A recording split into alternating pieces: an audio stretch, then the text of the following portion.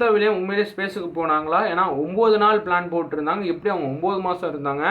அதுக்கான சாப்பாடுலாம் எப்படி ஸ்பேஸ் ஸ்டேஷனில் இருந்துச்சு? இதை பற்றி தான் நம்ம இன்றைக்கான வீடியோவில் பேச போகிறோம். இதே மாதிரி உங்களுக்கு டெய்லி வீடியோஸ் வந்துக்கிட்டே இருக்கணும். மறக்காமல் சேனலை சப்ஸ்கிரைப் பண்ணிக்கோங்க. பக்கத்தில் இருக்கிற பெல் ஐக்கனை கிளிக் பண்ணிக்கோங்க. உங்களுக்கு அடுத்த என்ன மாதிரி வீடியோஸ் வேணும்னு சொல்லி மறக்காமல் கமெண்ட்டில் பண்ணுங்கள். நான் உங்கள் கமெண்ட்ஸை படிச்சுக்கிட்டு தான் இருப்பேன். கமெண்ட் பண்ணிங்கன்னா அதுக்கேற்ற வீடியோஸ் உங்களுக்கு கொடுத்துக்கிட்டே இருப்பேன்.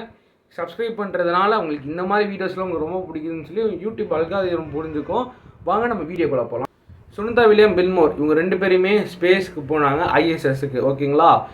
ஆனால் அவங்க பிளான் போட்டது வெறும் 9 நாள் தான். ஆனால் அவங்க இருந்தது 9 மாதம். அவங்களுக்கான சாப்பாடு எப்படி அங்கே இருந்துச்சுன்ட்டு ஃபஸ்ட்டு டவுட். இதை நம்ம கிளியர் பண்ணிடலாம்.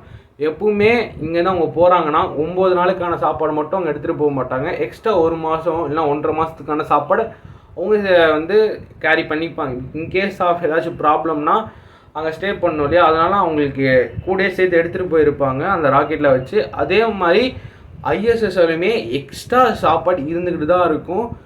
ஓகேங்களா? அதனால் அவங்க 9 நாள் தான் பிளான் போட்டாங்க. 9 மாதத்துக்கான சாப்பாடு எப்படி அங்கே இருந்துச்சுன்னு கேட்டிங்கன்னா இதான் ரியாலிட்டி. ஓகேங்களா? அதே மாதிரி கிறிஸ்மஸ் அவங்க செலிப்ரேட் பண்ணியிருப்பாங்க ஐஎஸ்எஸ்ல இருந்து. ஓகேங்களா? அது எப்படி அவங்க செலிப்ரேட் பண்ணாங்கன்னா உங்களுக்கு பொறுத்தளவுக்கு சாப்பாடு எப்படி கிடச்சிச்சுன்னா, எப்பவுமே நாசா அங்கே சாப்பாடு காலியாக இங்கே ராக்கெட்டை அனுப்பி அங்கே ஃபில் பண்ணிட்டு தான் இருப்பாங்க. ஆனால் நம்மளுக்கு அது தெரிய வராது எந்த டேட்டில் அனுப்புகிறாங்க என்ன ஏதுன்ட்டு. சாப்பாடுக்கு அங்கே பஞ்சம் கிடையாது. அதே மாதிரி ஹெல்த் இஷ்யூ. சுனிதா வில்லியம் எப்பவுமே அங்கே எக்ஸசைஸ் பண்ணிட்டு தான் இருப்பாங்க. டே இருக்கட்டும் ஈவினிங்காக இருக்கட்டும் எக்ஸசைஸ் பண்ணுவாங்க. சுனிதா வில்லியம் மட்டுமே கிடையாது, அங்கே இருக்கிற ஆஸ்ட்ரோனாட் எப்பவுமே எக்ஸசைஸ் பண்ணிட்டு தான் இருப்பாங்க. பிகாஸ் அங்கே ஹெல்த் ரொம்ப முக்கியம். இன்கேஸ் ஆஃப் ஹெல்த் ஏதாச்சும் ப்ராப்ளம்னா அவங்க நினச்ச வேகத்துக்கு ஃப்ளைட்டை பிடிச்சமாக வந்தவங்களாம் கிடையவே கிடையாது. அங்கே இருக்கிறது ஐஎஸ்எஸ்ஸில் நாசா எப்போ ராக்கெட் அனுப்புனாங்களோ அப்போ மட்டும்தான் அவங்களால ரிட்டன் பூமிக்கே வர முடியும். அதே மாதிரி பார்த்தோன்னா அவங்க உண்மையிலே அங்கேருந்து தான் வந்தாங்களா ஸ்பேஸ்லேருந்து. 2வது ரோட் நிறைய பேருக்கு. ஏன்னா அவங்க வந்த ஸ்பேஸ் கிராஃப்ட் போயிங். ஆனால் இப்போ லாஸ்ட்டில் வந்தது SpaceX ஒரு ஸ்பேஸ் கிராஃப்ட்டு. ட்ராகன் ஸ்க்ரூப் ட்ராகனும் சம்திங் ஏதோ ஒன்று சொல்லுவாங்க. ஓகேங்களா?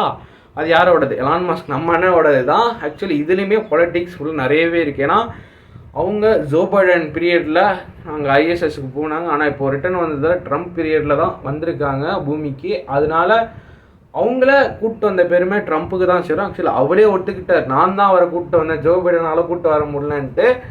அதே மாதிரி ஏன் அவங்களால ஒன்றே கூப்பிட்டு வர முடியல?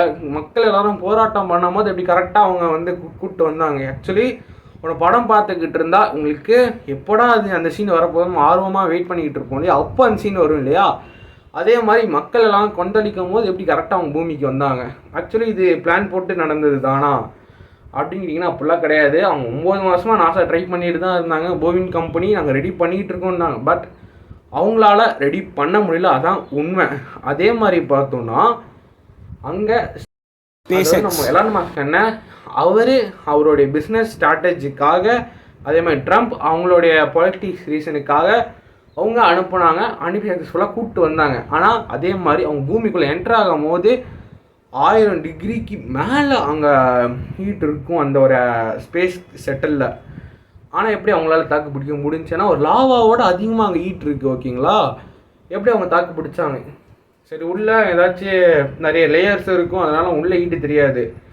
1. 2வது மக்கள் கேட்குறக்கு எனக்கே பல டவுட்டாக இருக்குது. ஏன்னா நானும் அதை பற்றி பார்க்குறேன். அதை பற்றி நியூஸ் எந்த விதமான இதுவுமே வெளியே வர மாட்டேங்கன்னா 1000 டிகிரிக்கு மேலே இருக்குது. நீங்கள் ஒன்றுமே இல்லை, ஏதாச்சும் ஒரு பாத்திரத்தை எடுத்துகிட்டு போய் ஸ்டவ்வில் வைங்க, ஸ்டவ் பற்ற வச்சுக்கோங்க. கொஞ்சம் நேரம் கழித்து நம்மளுக்குலாம் 100 டிகிரி தான். ஓகேங்களா? 100 டிகிரியில் தண்ணி எவாப்ரேட் ஆக ஆரம்பிச்சிடும். அப்போ நீங்கள் தண்ணி தூக்கி ஊற்றும் போது சத்தம் வரும், புகை வரும். ஓகேங்களா? ஆனால் 1000 டிகிரிக்கு மேலே இருக்குது அந்த ஸ்பேஸ் ஷட்டில். ஆனால் அதுலேருந்து ஏன் புகை வரல, சத்தம் வரல? விழுந்தோடனே நார்மலாக தண்ணியில் விழுந்தால் எந்த அளவுக்கு எஃபெக்ட் இருக்குமோ அதான் இருந்துச்சு. ஏன்னா தண்ணி வந்து சூடாக இருக்கிற இடத்துல தண்ணி ஊற்றினா புகை வரும். ஆனால் ஏன் வரல அந்த ஸ்பேஸ் ஷட்டிலில்? இது மிகப்பெரிய ஒரு டவுட்டாக தான் இருக்குது. அதே மாதிரி அவங்க வந்து லேண்ட் ஆன பசிபிக் ஓஷன். ஓகேங்க, அந்த டால்ஃபின்ஸ் அவங்கள வரவேற்றுச்சு. அதே மாதிரி பார்த்தோன்னா அங்கே நிறைய பேருக்கு உங்களுக்கு ஃப்ளைட்டில் போகணுன்னு ஆசை இருக்கும். நான் வந்து ஆஸ்ட்ரோனட்டாக ஆகணும்னு ஆசை வந்திருக்கும். பட் எல்லாத்துக்குமே நாசா மூலிமா தான் போக முடியும். அதேமாதிரி நிறைய எல்லாத்துக்கும் கிடச்சிடாது அந்த ஆப்பர்ச்சுனிட்டி. பட் இந்தியன் கவர்மெண்ட் அதே மாதிரி நம்மளோட ராக்கெட்டில் இங்கே ஐஎஸ்எஸ்க்கு அனுப்ப போகிறாங்க கூடிய சீக்கிரமாக. அதே மாதிரி உங்கள் மண்டைக்கு மேலே ஐஎஸ்எஸ் டெய்லி 23 தடவை சுற்றி வந்துக்கிட்டு இருக்கு. பட் ஒரு இடத்த பொறுத்து மாடும். ஓகேங்களா? டெய்லியுமே உங்கள் மண்டைக்கு மேலே வந்துட்டு தான் இருக்கும். நீங்கள் நைட்டு போய் ஒரு பார்த்தீங்கன்னா, பட் டைமிங் நான் கரெக்டாக எக்ஸாக்டாக என்னால் சொல்ல முடியல. ஆனால் அதுக்கு நிறைய வெப்சைட்ஸ் இருக்குது, ஃபேக்கானதும் இருக்குது, ரியலானதும் இருக்குது. உங்கள் மண்டைக்கு மேலே ஒரு ஸ்டார் மூவ் ஆகிற மாதிரி சில பேர் பார்த்துருப்பீங்க. ஆக்சுவலி அது ஸ்டார் கிடையாது, ISS இன்டர்நேஷ்னல் ஸ்பேஸ் ஸ்டேஷன். அது இதுக்கப்புறம் சுனிதா வில்லியம்ஸ் மண்டேல எப்படி கருப்பு முடி வந்துச்சுன்னா உண்மையாக அப்படிலாம் கொஸ்டின் கேட்குறாங்க. சுனிதா வில்லியம் முடியல எப்படி கருப்பு கலர் வந்துச்சு, அவங்க எப்படி ஆர்ட் கலர் பண்ணாங்க ISSல உட்காந்து? ஆக்சுவலி பண்ணக்கூடாது தான், எப்படி பண்ணாங்கன்னு சொல்லி நிறைய பேர் டவுட் இருக்குது. ஆக்சுவலி நீங்களே இங்கேருந்து ஸ்பேஸுக்கு ஏன்னா ஃப்யூச்சரில் கன்ஃபார்ம் போவாங்க எல்லாருமே. போகும்போது நீங்களே எக்ஸ்பீரியன்ஸ் பண்ணி பார்ப்பீங்க. ஸ்பேஸில் ராவான அந்த சன்லைட் உங்களுக்கு தெரியும், பூமியில் அது கிடையாது. ஓகேங்களா, பூமியில் ஓசோன் லேயர் இருக்குது, எல்லாத்தையும் தடுத்துரும். பட் ஸ்பேஸில் அப்படி எதுவுமே கிடையாது. அதனால ராவான சன்லைட்டாக இருக்கட்டும், அந்த இடத்த சுற்றி இருக்கிற கிராவிட்டி அது இதுன்னு நிறைய இருக்குது. ஓகேங்களா, அது சயின்ஸை படித்தவங்களுக்கு தான் தெரியும். ஸோ அதனால முடி கலர் வந்து ஃபுல்லாக நிறச்சி மீன்ஸ் பிளாக் கலரில் மாறி இருக்குது. அதுக்கு முன்னாடி வெள்ளை கலரில் தான் இருந்துச்சு. அவங்களோட ஃபோட்டோஸ் இங்கே ஆட் பண்ணுறேன், ஃபஸ்ட்டுக்கும் இப்போவும் ஃபோட்டோஸ் ஆட் பண்ணுறேன், எந்த அளவுக்கு டிஃப்ரென்ஸ் இருக்குதுன்னு பாருங்கள். இதுதான் மெயினாக வச்ச கேள்விகள். நம்ம வந்து அடுத்த வீடியோ சந்திப்போம். அதுவரை உங்களை இந்த விடைபெறுவது உங்களை மஸ்தம் பாய்.